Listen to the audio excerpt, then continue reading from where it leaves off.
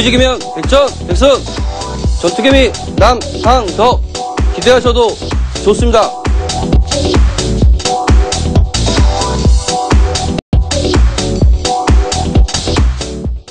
전투개미 남상덕입니다.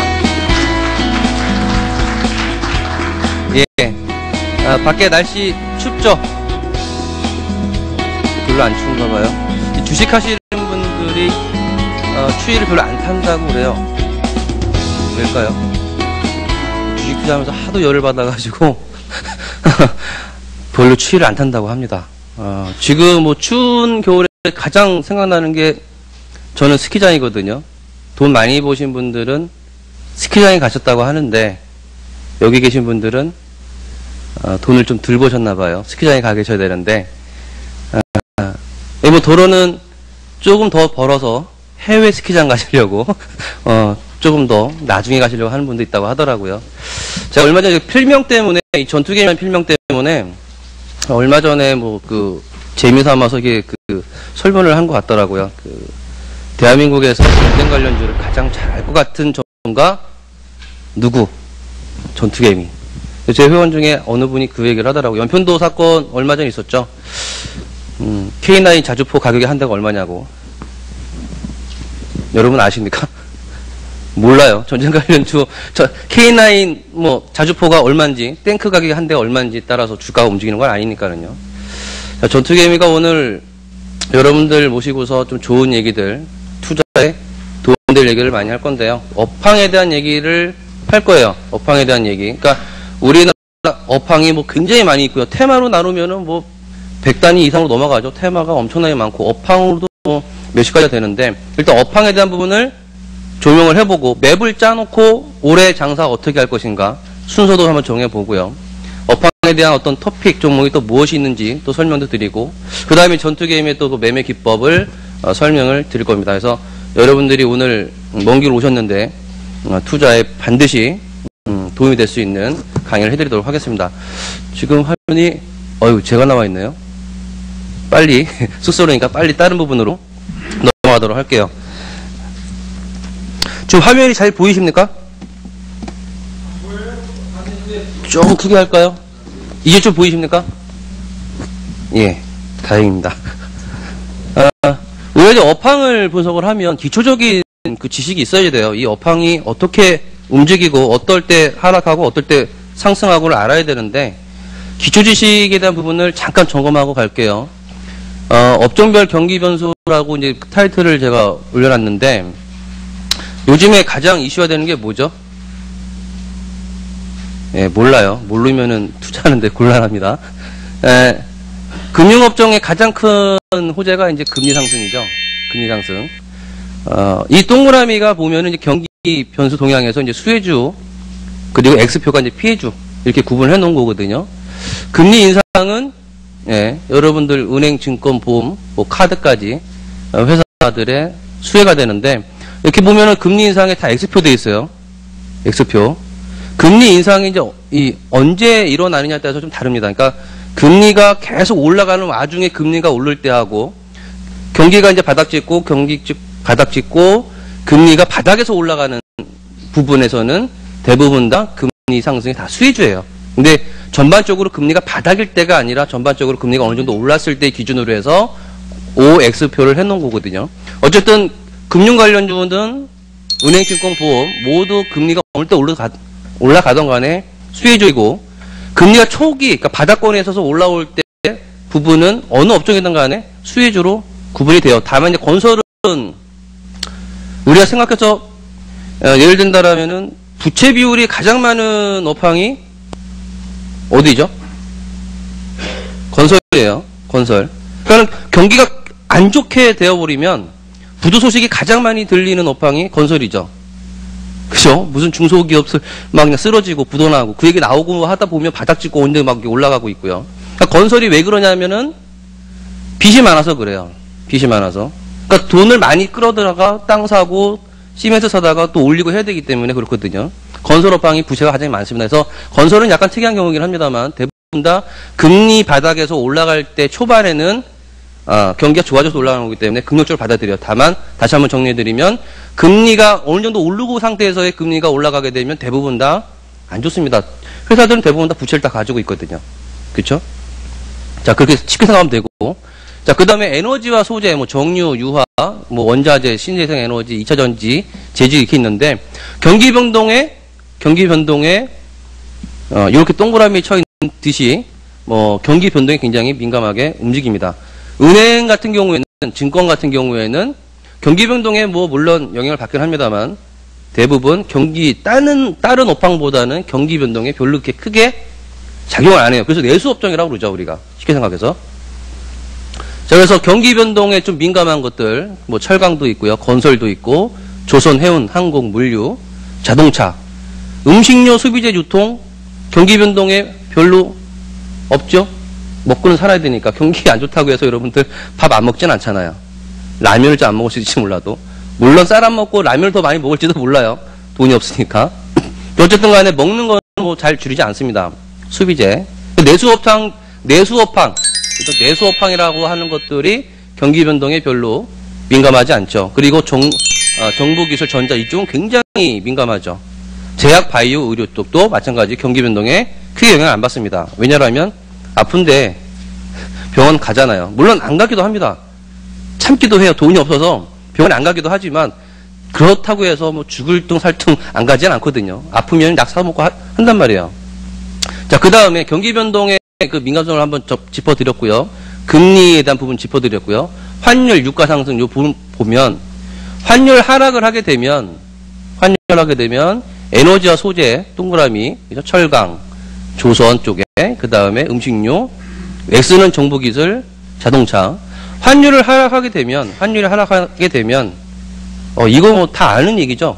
환율 상승의 수혜죠. 환율 하락의 수혜죠. 넘어갈게요. 이거 하도 많이 들으셨을 거예요. 그죠? 이걸 뭐 다시 얘기 안 해도 될 것 같아요. 자, 유가 상승하면은, 여러분들 유가 상승하면 뭐가 가장 생각나나요?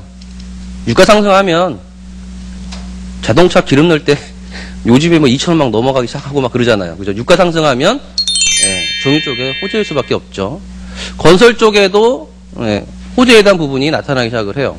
그 다음에 조선이라든가 자동차 이쪽은 여러분들 그렇잖아요. 자동차 막 기름값 올라가는데 자동차 막 사야지라는 생각 안 들잖아요. 요즘에 물론 하이브리드 카드를 나와서 기름값 적게 드는 차를 바꾸고 싶은 뭐 그런 생각은 들기도 합니다만 어쨌든 그렇게 지금 분류를 해놨어요. 이 부분은 제가 간단하게만 지금 짚어드렸는데 여러분들 그 자료에다가 올려놔드렸으니까 지금 자료 다 보이시죠? 꼭 참고를 하세요. 그러니까 요즘에 유가가 올라간다 그러면 수혜가 어디야? 딱 보면 에너지와 소재네. 딱 보면 건설이네. 뭐 이렇게 찾아보시라는 거죠. 환율 하락하는데 어떤 거 봐야지? 도표 그리면 되죠. 그렇죠? 자, 그다음에 증권업황인데요. 증권업황 같은 경우에는 여러분들 은행하고 증권, 보험 이게 이제 금융주 아닙니까? 그죠? 금융주. 선택을 하라고 하면 여기 답 나와 있다. 맑음. 은행에 베팅할 건가? 아니면 증권에 베팅할 건가? 굳이 내가 둘 중에 하나만 선택을 해야 된다면 그런 감각을 잡으시라고 아주 쉽게 표시를 해드린 거예요. 맑음입니다. 맑음. 증권. 물론 지금 2,000포인트 뭐 넘어갔다가 2,100 막 갔다가 지금 뭐 주말장이 확 밀렸는데 그러면 당연히 뭐 은행도 밀리고 증권도 밀리겠죠. 근데 민감도가 더 높은 것은 증권이에요. 지수하고의 민감도는 높은 것은 증권이라는 거죠. 그러면 여러분들이 이제 생각했을 때 앞으로의 지수의 전망이 빠바바박 올라갈 거냐 아니면 빠바바박 내려갈 거냐를 생각하면 되겠죠. 올해 지수가 다시 1000포인트 중반, 뭐 1500포인트 뭐 거기에 머물러 있을 거다라고 생각하면 증권주는 건들면 안 되겠죠. 그죠? 차라리 보수적으로 은행주를 건드리면 낫겠죠. 덜 까먹을 수 있으니까. 둘 다 까먹을 텐데 2000포인트에서 뭐 1500 오면 다 까먹을 거 아닙니까? 근데 덜 까먹을 수 있는 게 증권보다 은행이라는 거죠. 근데 지수의 전망을 긍정적으로 보면 은행보다는 증권이라는 거죠. 지금 유동성에 대한 부분 때문에 뭐 지수가 많이 올라왔어요. 뭐 예를 들어서 삼성전자는 만년 저평가의 회사였는데 삼성전자가 많이 올라왔죠. 100만 원 막 터치도 하고. 왜 그랬을까요? 삼성전자가 실적이 좋아져서요? 아니죠. 뭐 조금 이따 설명드리겠습니다만 삼성전자가 실적이 좋아졌어요? 아니에요. 작년 상반기보다 하반기가 안 좋았어요. 작년 상반기에도 못 찍었던 100만 원을 삼성전자가 100만 원을 찍었단 말이에요. 실적 때문이 아니라 유동성 때문이에요. 유동성. 글로벌 유동성 때문에. 그러면 유동성이 만약에 단절되면 지금 뭐 금리도 올리고 뭐 중국도 금리 막 올리고 이런 부분이 생기기 때문에 유동성이 일부분 단절될 수도 있어요. 그러니까 지수는 가파르게 올라온 증시는 조정을 받을 수가 있는 상태예요. 다만 조정이 깊지 않고 반등할 거라고 생각한다라면은 증권에 배팅 걸어야죠. 제가 작년 상반기에 그냥 주식 잘 모르시면 방송국 나가서 주식 잘 모르시면 그냥 증권주 갖고 계시면 됩니다라고 했거든요. 많이 올랐어요. 그냥 애매한 종목 갖고 있느니 차라리 증권주 갖고 있으면 증권주 사 모으시면 수익 많이 날 겁니다. 지수를 전망을 좋게 봤으니까. 올해도 마찬가지입니다. 좀 단기 조정을 받을 수 있지만 올해 뭐 3,000포인트 한다는 분도 뭐 있고 합니다만 저는 3,000포인트까지는 모르겠어요. 근데 외국인의 그 매수의 그 단절이 있지 않으면 2,300, 400까지는 무난하게 갈 거라 생각하고 그 다음에 이제 1분기 실적에 대한 어떤 부분들이라든가 유동성의 어떤 부분이 완전 단절되지 않으면 단계단계 상승할 거라 보거든요. 다만 최근에 이제 외국인 매수가 잠깐 줄어들면서 이거 유동성 정말 이거 못 이기는 거 아니냐라고 할 수도 있는데 아직 그건 결론이 안 났기 때문에 다만 어쨌든 간에 여러분들이 금융주를 선택한다라면은 증권이라는 거죠.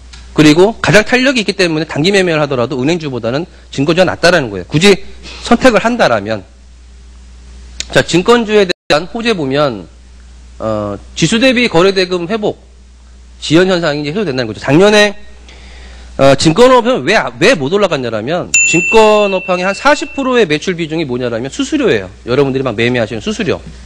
근데 지수는 많이 올랐는데 수수료에 대한 부분은 많이 발생 안 됐어요. 왜? 외국인이 지수를 올리니까 개인 투자가분들이 주식을 물려 있으니까 매매를 잘 안 하시는 거예요. 코스닥도 막 움직여야 되는데 코스닥 안 움직이니까 개인 투자가분들이 많이 매매하는 코스닥이 안 움직이니까 매매가 안 되는 거죠. 매매가 줄어드는 거죠. 그러다 보니까 증권업황이 수수료에 대한 부분이 밋밋했다는 거죠. 40%의 비중을 가지고 있는. 근데 이 부분이 최근에 막 코스닥도 막 살아나고 막 테마주 막 날라다니고 막 이러니까 이제 그 부분이 해소되기 시작했어요. 그래서 올해는 좋아질 수밖에 없는 그런 상황이고 대형주하고 이제 중소형주하고 괴리율이 자꾸 이제 축소가 되다 보면 거래량이 늘어날 수밖에 없겠죠. 개인들의 참여도가 높아지니까. 자, 그 다음에 고객 예탁금의 증가. 이게 뭐 역사적인 수준으로 이제 증가되고 있는 부분. 예탁금이 증시에 많이 들어오면 거래량이 늘어날 수밖에 없겠죠. 거래량 늘어나면 수수료가 높아진다는 원리인 거죠. 그 다음에 개인 선호에 이제 코스닥 침체가 이제 탈피 신호가 나오고 있다는 거. 그러니까 바닥이라는 거죠. 바닥이라는 거. 뭐의 바닥이에요? 수수료 바닥이라는 거죠. 그 다음에 뭐 금리 인상에 대한 수혜.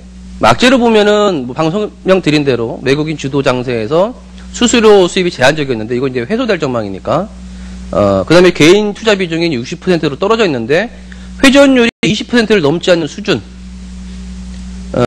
이 부분이 악재이기도 하지만 반대로 생각하면은 회전율이 2배를 넘지 않는 수준이라는 거는 거진 이제 뭐 이렇게 표현하기는 좀 힘듭니다만 수수료 발생이 안 되는 이 부분이 바닥을 치면 올라오게 되어 있거든요. 모든 게 다 그렇죠. 바닥 치면 올라오죠. 그 부분이기 때문에 현재로 보면은 악재이지만 점점점 이 악재가 호재로 변하고 있다라는 거. 랩 상품 인기 그렇지만 증권사들의 확실한 수익원에 대한 의문 이게 있어요. 최근에 삼성증권 얻어 맞았죠. 삼성증권의 1분기 매출 목표가 80%가 랩 상품에서 나온 거를 전략을 세웠는데 스팟 랩을 더 이상 팔지 말아라. 이 부분 때문에 삼성증권이 잘 올라가다가 빵 떨어진 거거든요. 그래서 삼성증권에 대한 얘기가 많아요. 랩 상품은 진화하고 있기 때문에 상품은 계속 나오기 때문에 스팟 랩을 대체할 수 있는 다른 다른 상품이 나올 거다. 근데 그 부분은 약간 저는 미심쩍은 게 뭐냐면 상품이 다른 건 나오겠지만 그 상품이 뭐 일주일 만에 회의하고 만드는 게 아니거든요. 만드는데 시간이 걸려요. 그러면 스팟 랩에 대한 비중이 매출 비중이 높았던 부분이 정체될 수 있다는 거죠. 그러면은 뭐 쉽게 생각해서 기아 자동차한테 K7, K5를 더 이상 팔지 마 이거거든요. 신제품 다른 거 나오겠죠. 뭐 K3도 나오고 K9도 나오고 하겠죠. 근데 그거 나오기 전까지는 정체란 말이죠. 그거에 대해 정체는 1분기에 타격을 받을 수밖에 없다는 거죠. 근데 중기적으로 보면 또 새로운 상품이 나올 거니까 스팸 랩이 아니더라도 커버할 수 있다는 것은 맞지만 단기적으로는 타격을 받을 수밖에 없어요. 삼성증권 또 많이 오른 것도 있기 때문에. 어쨌든 요 호재 악재를 알아봤는데요. 전망에 대한 부분은 이 증권주도 3월 결산 법인이기 때문에 배당 메리트가 있어요. 배당 메리트가 있는데 작년 하반기에 실적이 4분기에 실적이 좋지는 않을 겁니다. 그러니까 배당을 많이 줄 수 있는 상황은 아니에요. 배당을 주긴 주는데. 근데 3월 달에 어쨌든 배당을 받을 수 있는 게 일부 대학, 그리고 은행, 증권, 보험인데, 그래도 그나마 나을 거예요. 비슷하다거나. 그렇지만, 뭐가 있냐라면, 배당의 메리트는 크진 않지만, 이슈화는 시킬 수 있겠죠. 배당도 먹을 수 있는데, 수익도 낼 수 있다. 이러한 레포트들이 나올 수 있는 게 증권 업황이라고 보시면 되겠고요. 건설업황도 작년 상반기에 굉장히 고생들 많이 하셨어요. 증권이 아니라 건설업황 같은 경우에 어느 회원님은 울면서 시수는 오르는데 아주머니신데 내 GS건설, 현대건설 그분은 건설주만 산 거예요. 건설주만. 지수는 막 올라가는데 건설업황은 막 빠져요. 차라리 내가 샀는데 손해가 좀 나더라도 지수가 안 오르면 그래도 버틸만 합니다. 이 사람이라는 게 비교를 많이 하다 보니까 지수는 오르는데 거꾸로 내 종목은 빠지면 그거는 완전히 이제 환장하는 거죠. 건설주 투자하신 분 있으실 텐데 건설주 창피하지 않아요. 괜찮아요. 예, 왜냐하면 건설주를 우리나라 분들이 좋아해요. 특히 나이 좀 있으신 분들이 좋아합니다. 예전에 건설주가 최고였거든요. 그렇죠? 70년대 그때 건설주가 최고였잖아요. 트로이카주들 그때 탄생한 거 아닙니까? 트로이카주들. 근데 건설주가 최근에 여러분들 미분양 주택 소식 많이 들리는데 뉴스 읽어보십니까? 미분양 굉장히 많았다는 건 건설업황이 안 좋았다는 얘기인데 미분양에 대한 부분이 빠르게 감소되고 있다라고 그래요. 미분양 중에 감소가 안 되고 있는 거는 40평대 이상, 50평대 이상들이 잘 안 되고 있고 20평대, 30평대 정도는 빠르게 감소되고 있어요. 이 얘기는 뭐냐면 미분양이 감소가 되면 주택가격이 아까 말씀드렸듯이 주택가격이 오른다는 얘기거든요. 예를 들어서 여기 집이 있는 분도 있고 전세 사시는 분도 있겠지만 전세 사시는 분들이 전세가 막 오르니까 이 돈이면 내가 부채 얼마 지고 미분양 하나 사버리지. 이 정도까지 수준까지 왔어요. 전세 가격이 막 오르는 게. 전세로 사느니 전세 이렇게 오르는 가격을 사느니 조금 디테일 규제도 완화되니까 부채 몇 프로 끼고 그냥 아파트를 사버리지. 왜? 물론 전세 가격은 계속 올라갈 거로 전망되고 있지만 전세 사시는 분들이 차라리 그냥 미분양 주택 요즘 많이 할인해 주는데 차라리 그냥.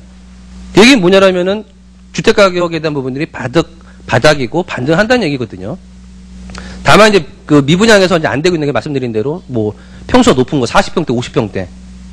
너무 돈이 비싸니까 그거는 못 사는 거죠. 부채가 너무 많아져 버리니까. 그래서 어쨌든 건설업황이 그런 부분 때문에 건설에 대한 어떤 규제 이런 부분 때문에 또 경기에 대한 요소 때문에 안 좋았는데 제가 작년 상반기 때도 그 얘기했어요. 아까 이제 우시던 아주머니 말씀드렸는데 제가 그랬어요. 그냥 가지고 계시라고. 하반기까지만 갖고 계시라고. 생각 달라지실 거라고. 생각 달라지셨어요. 요즘에 그래도 건설주 많이 올라갔잖아요. 본전만 돼도 감사하대요. 다른 거 샀으면은 100%, 200% 오른 대형주도 많은데 이제 본전 왔으니까. 근데 그래서 어쨌든 간에 문제는 뭐냐면 이런 호재들이 있어요. DTI 규제 완화되는 것도 있고 유가 상승에 따른 해외 프렌트 수주 증가. 아까 유가 상승했을 때 호재가 막 이런 겁니다. 주택 가격이 하는 게 아니라 유가가 올랐을 때 호재가 유가 상승하면 해외 플랜트 수주가 증가돼요. 해외 부분이죠. 국내 부분이 아니라. 근데 문제는 뭐냐라면 건설업황이 유동성이 공급되다 보니까 건설업황이 지수보다 아웃퍼폼 하는 거죠. 더 올라가 버린 거죠. 너무 좀 오버해서 올라간 거죠. 건설주들이. 그 정도로 올라갈 수준은 아닌데 바닥 찼다고 해서 급등하는 건 유동성 장세에서 돈이 막 증권가에 돈이 들어오면은요, 기업의 실적보다 더 많이 올라버려요. 기대감에 의해서. 주식이란 게 그렇죠. 그래서 유동성에 대한 그 랠리가 일어난 거는 분명히 휴유증이 나타납니다. 건설업황이 이 정도, 최근에 올라갈 정도의 그 정도의 상승까지는 사실 아니에요. 유동성이 공급됐기 때문에 기대감이 확 늘어선 거거든요. 바닥을 찾고 이제 올라가고 있는 것은 사실이지만. 그러니까 건설업황을 막 지금 막 사야 됩니까? 라고 하면 저는 반대한다는 거예요. 작년 상반기에 건설주 바닥 너무 내려가는데 사도 될까요? 그럼 저는 사도 된다고 그랬어요. 대신에 한 달 갖고 안 되고 연말까지 그냥 보세요. 그럴 거면 사고 한 달 이내에 안 오르면 울려면 사지 마세요. 뭐 그런 거거든요. 근데 지금은 건설주 지금 추격 매수하는 거는 위험할 수도 있겠죠. 뭐 더 갈 수도 있겠지만 유동성이라는 거는 더 공급되면 더 오를 수도 있는 거니까. 근데 제가 볼 때에는 흐린 후 맑음이에요. 무슨 말인지 아시겠죠? 더 가기보다는 확률보다 더 가기보다는 떨어졌다 가더라도 떨어질 확률이 더 높다는 거예요. 유동성이 좀 단절되면 특히나 건설주들이 조정이 더 가파를 수도 있습니다. 단기적으로. 지금 외국인들 팔고 있는데 금리 인상하고 막 여기저기서 뭐 금리 인상 얘기 나오는데 유동성이 그러면은 100%였다가 유동성이 70% 60%로 떨어지면 그때 타격이 있을 곳이 건설업황이라는 거예요. 그래서 건설업황은 더 갈 수도 있지만 타 업종 대비해서 변동성이 클 가능성이 높다. 그래서 건설업황은 사더라도 아무리 좋은 얘기가 들리더라도 주택가격 반등하고 이런 얘기가 나온다 하더라도 주가에 많이 반영됐으니까 사더라도 추격하는 게 아니라 많이 떨어지면 그러니까 건설업황을 단기 매매하는 건 별로 이렇게 바람직하지 않습니다. 좀 길게 보면서 저평가의 메리트가 생긴다든가 가격 요인에 어떤 메리트가 생겼을 때 사놓고 좀 기다리는 어떤 스타일인 거지. 단기 매매. 물론 기가 막히게 호재 뭐 나올 거니까 딱딱딱딱 찍어서 차트 보면서 저점 61선 지지반등 딱딱 뭐 이거는 할 수 있겠지만 그죠? 스타일 자체가 건설업은 그렇게 하는 게 아니에요. 다른 거 할 것도 많은데 굳이 건설업에서 그럴 필요는 없다는 거죠. 어쨌든 좋은 얘기도 많이 나와요. 정부 정책도 뭐 우호적으로 바뀌고 있고요. 주택 수급, 주택 가격이 3대 변수가 좋아지는 부분이기 때문에 지금 당장 많이 올랐기 때문에 좀 부담이지만 흐리고 맑아질 거예요. 그러니까 건설업황이 추후에는 좋아지기 시작을 하고 있고 좋아질 거라는 거죠. 다만 부담되는 건 유동성에 대한 부분이 어떻게 반응을 보일지. 그리고 서두에서도 제가 설명드렸는데요. 건설업황은 부채 비율이 많기 때문에 이제 우리 가장 또 문제가 이거예요. 국제회계 기준. 이거 안 했으면 좋겠는데 솔직히 머리가 너무 아파져 이거. 국제회계 기준. 근데 이게 뭐냐라면 부채 비율이 많은 회사들한테 불리해요. 그래서 레포트가 나오는 걸 보면 건설업 좀 타격이 있을 거다. 아니다. 괜찮을 거다. 이거거든요. 사실 이거 뚜껑 열어봐야 알아요. 뚜껑 열어봐야 알아요. 이거 지금 뭐 조선업황도 좀 뭐 타격이 있을 거다. 이런 얘기도 있는데 차라리 이 국제회계 기준이 국제기준 회전에 죄송합니다. 말이 꼬이네요. 이 국제회계 기준 이 부분이 호재는 지주회사예요. 차라리 지주회사. 부채가 많을수록 악재고. 그래서 이 부분이 물론 뭐 아니다 그렇다라는 부분이 분분합니다만 이건 좀 생각을 해볼 부분이에요. 그런 부분이기 때문에 우리가 이제 중소형사들 부채 비율이 많기 때문에 자칫하면은 중소형 건설사들은 막 쓰러지게 한단 말이죠. 소대에서 설명드린 대로. 그러면 올해 내수 시장도 좋아지겠지만 사실 좋아지는 거는 해외 쪽이에요.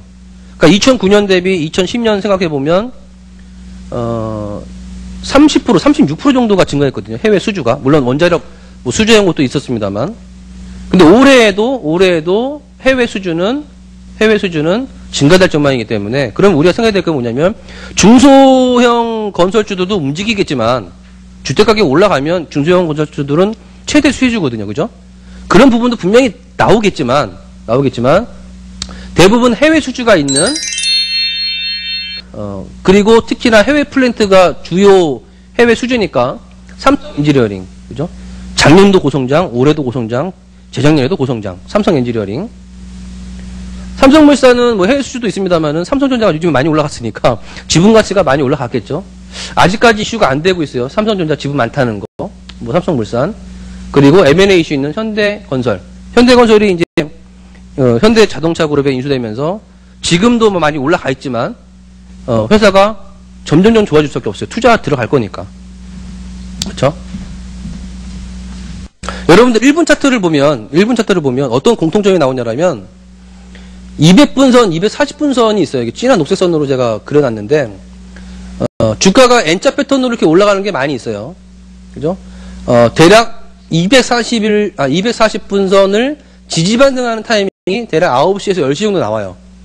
끼가 있는 종목, 갈 종목은, 당일날 갈 종목은.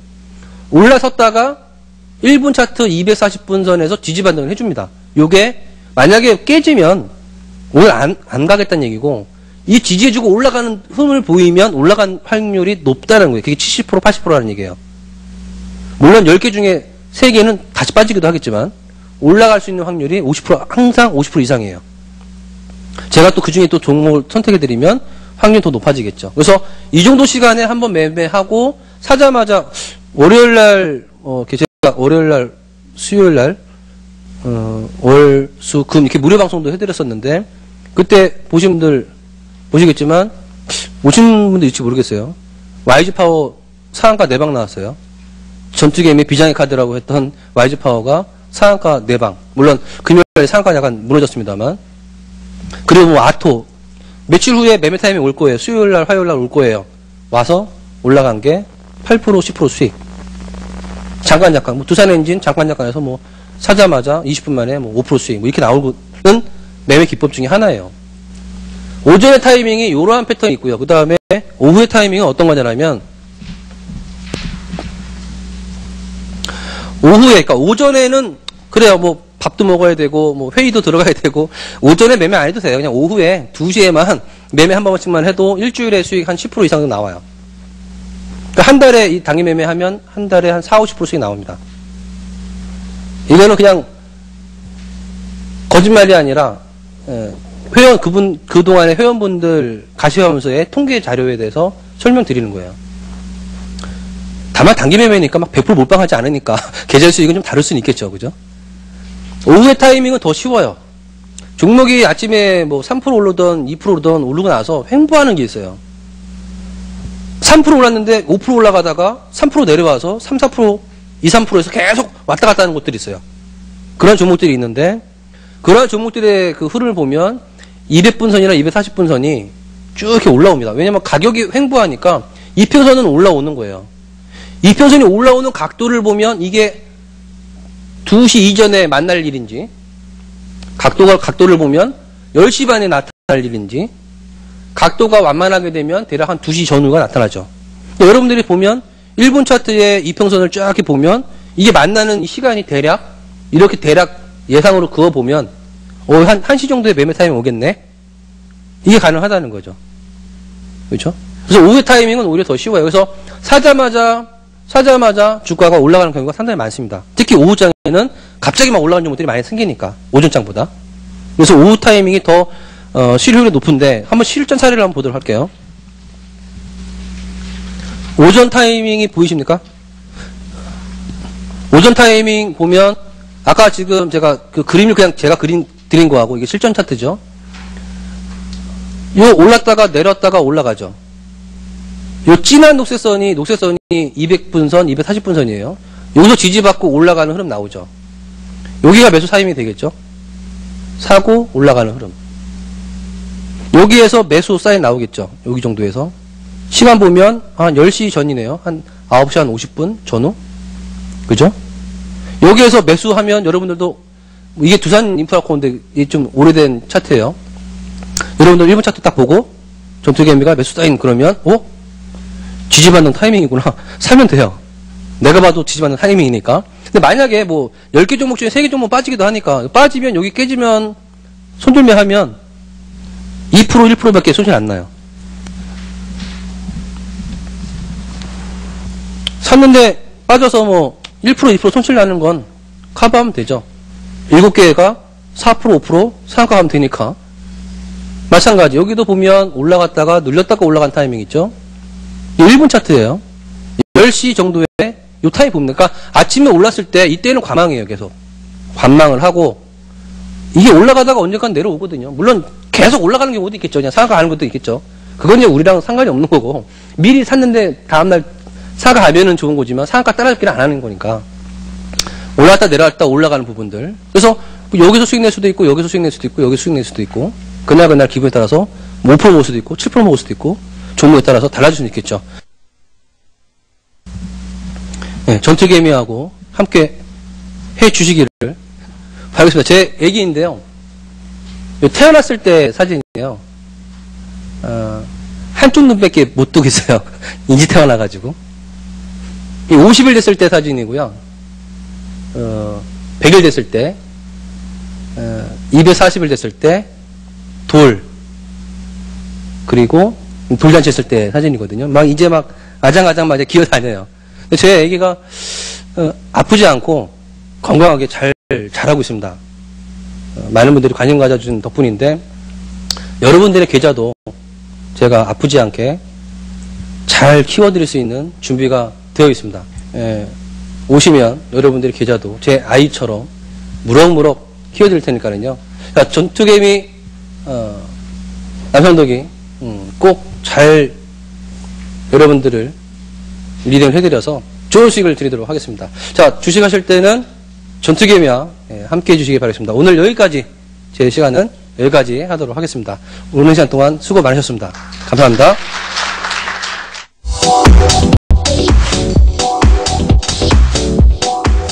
현명한 아빠를 만나면 투자의 미래가 바뀝니다. 현명한 아빠 최병곤입니다.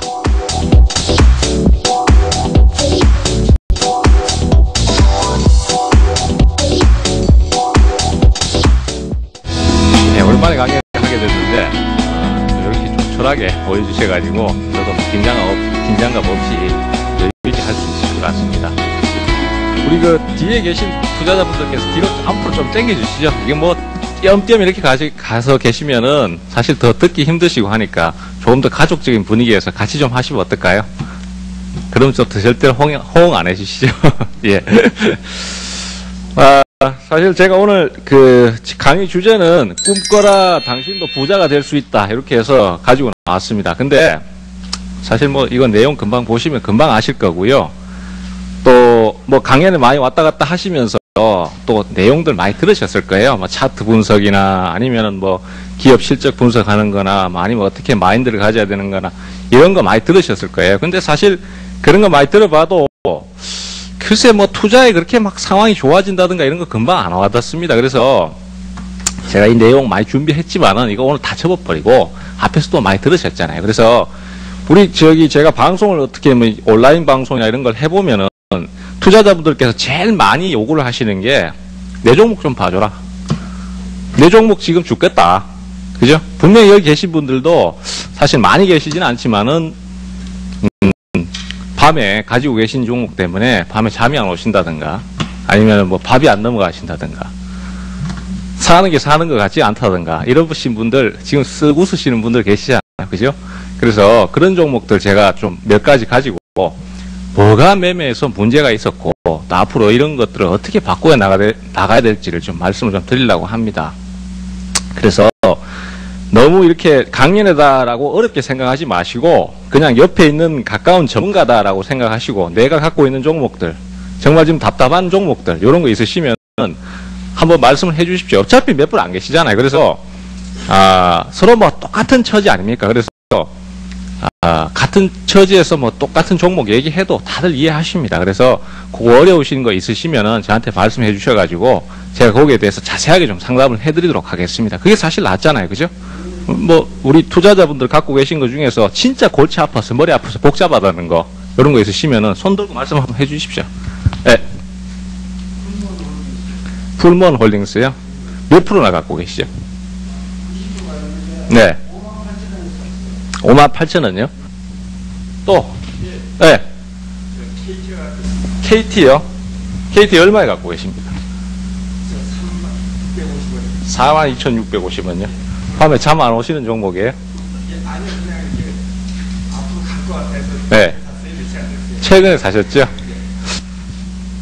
제가 이제 지금 말씀드린 게 진짜 아이러니할 수 있습니다. 하지만은요, 주식을 사시면서 20%, 30%, 10% 요리 사서는 돈을 못 법니다. 왜냐하면은 사실 그렇잖아요. 주식을 많이 사시는 분들의 대부분 특징을 물어보면은 왜 그렇게 종목이 많냐라고 물어보면은 이것도 갈 것 같고 저것도 갈 것 같고, 그리고 또 아니면은 시장에서 장이 빠져버리면서 종목 빠져버리면은 요거 빠져버리면 내가 크게 손실을 크게 볼 수 있다는 생각 때문에 종목을 이것저것 다 사시거든요. 근데 사실은 그렇게 가는 게 맞긴 맞는데, 그렇게 많이 사시면은 돈이 안 벌립니다. 문제는 주식을 하시러 오셨으면은 기본적으로 돈을 벌려고 오신 거잖아요. 그죠? 그러면 최소한 종목에 대해서 비중이 높아야 내가 그 종목에 한번 확 가버리면은 거기서 돈을 좀 벌게 되고, 뭐 한 50%나 100%, 뭐 소위 말해서 우리가 이제 몰빵이라고 얘기를 하는데, 몰빵까지는 아니더라도 좀 비중이 높아야 종목이 한 20, 30% 가버리면은, 그죠? 거기서 좀 의미 있는 수익을 얻을 수 있는데, 사실은 비중을 적게 사시는 게 결국은 수익을 못 벌어요. 그 사실은 종목을 이제 좀 원래 사실 때는 돈을 버시려면 비중을 좀 높게 사셔야 돼요. 그 대신에 공략을 하실 때 가장 많이 고민을 하셔야 될 게, 이 회사가 돈을 잘 벌고 있는지 아니면 성장성이 좋은지 뭐가 좋은 건지를 살펴보고 항상 사셔야 돼요. 그걸로써 내가 위험을 해소시키는 거거든요. 50%를 산다 아니면 100%를 산다, 몰빵을 친다 한다고 할 때 분명히 위험이 생기기 마련인데, 그걸 해소하기 위해서는 기업의 내용을 보시고 접근하시는 게 꼭 필요하거든요. 근데 사실은 그거보다는 주식 사실 때 보면은 요즘 어떤 종목이 좋다더라, 아니면은 뭐 요즘 어떤 종목이 외국인들이 많이 산다더라, 잘 나간다더라. 지금 제가 방송을 할 때 물어보면은 제일 많이 물어보시는 게요, 현대차, LG화학 40만원에 샀습니다. 현대차 19만원에 샀습니다. 2배 가까이요, 이러시거든요. 기아차 5만원 샀는데 내년에 2배 가까이요, 이러시거든요. 여러분들 한번 생각해 보십시오. 갈 것 같습니까? 어때요? 못 가죠. 근데도 그걸 왜 사시냐 하면은 이때까지 그 종목이 계속 올라가면서 제일 좋았거든. 제일 좋으니까 앞으로도 무작정 갈 거라는 생각을 하시는 거예요. 근데 그 종목은 시장이 무너지지 않는 한은 빠지진 않습니다. 하지만은 그 종목은 이미 기아차를 기준으로 하면은 5,000원에서부터 5만원까지 10배를 올랐기 때문에 거기서 또 2배를 갈 수는 없는 거예요. 그러면 여러분들이 큰 돈을 버시려면은 결국은 주가가 최근 몇 년 사이에 크게 많이 못 오른 주식, 그 다음에 그런 주식이 아주 좋은 성적을 갖고 있어서 오를 수밖에 없는 원인을 갖고 있는 주식을 사셔야 돼요. 자, 그러면은 우리 지금 앞에 계신 우리 투자자분도 58,000원의 주식을 사셨다고 하셨는데, 자, 지금 이거 화면 보시면요, 요게 2008년, 그 다음에 요게 2009년, 요게 2010년입니다. 그죠? 이게 주봉이에요. 그러면은 이 주식을 내가 살 때 앞으로 돈을 많이 벌 것인가를 생각하고 사셔야 되는데, 자, 내용적인 부분을 아예 떠나서 지금 화면 보시면요, 2008년도 여기 저점에서부터 저기 고점 65,000원까지 단숨에, 그죠? 한 6개월 만에 얼마입니까? 저점이 지금 35,000원 정도니까, 예, 그죠? 2배 정도 올라버렸잖아요. 그리고 거기서 주가가 이제 이렇게 내려오는 시점인데, 거기서 주식을 사신 거예요. 58,000원에. 그러면 그 주식이 다시 58,000원 저점 찍고 또 돌파를 하려면은 그거보다 훨씬 더 좋은 내용을 내놓고 더 많은 수익을 갖고 있어야 되는데, 주식이 올라가는 이유가 뭐겠습니까? 외국인이 많이 사서? 아닙니다. 주식은 올라갈 수 있는 이유는요, 첫 번째는 실적입니다. 당연히 실적이에요. 돈을 많이 벌어야, 그 회사가 돈을 많이 버니까 이 회사는 정말 좋은 주식이다라고 생각해서 사는 게 그게 가장 바람직한 방법이고, 그 다음에 두 번째가 성장성이죠. 지금 당장은 돈을 많이 못 벌어도 이 주식은 돈을 많이 벌 수 있는 요소가 있기 때문에 올라가는 거잖아요. 그 다음에 나머지 세 번째가 뭐냐면은 테마죠. 이게 소위 말해서 작전주 아닙니까? 이런 거는 사실 위험합니다. 그죠? 그러면은 이 회사도 58,000원에서 다시 한번 더 올라가려면은 돈을 그보다 더 많이 벌어들여야 되는데, 자, 잠깐만요. 네, 감사합니다.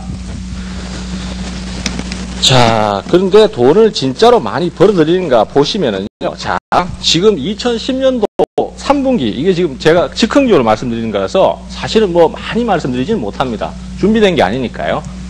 하지만은 보시면 2009년도에 매출액이 400억이에요. 그죠? 근데 지금 보시면 순이 66억 적자를 봐요.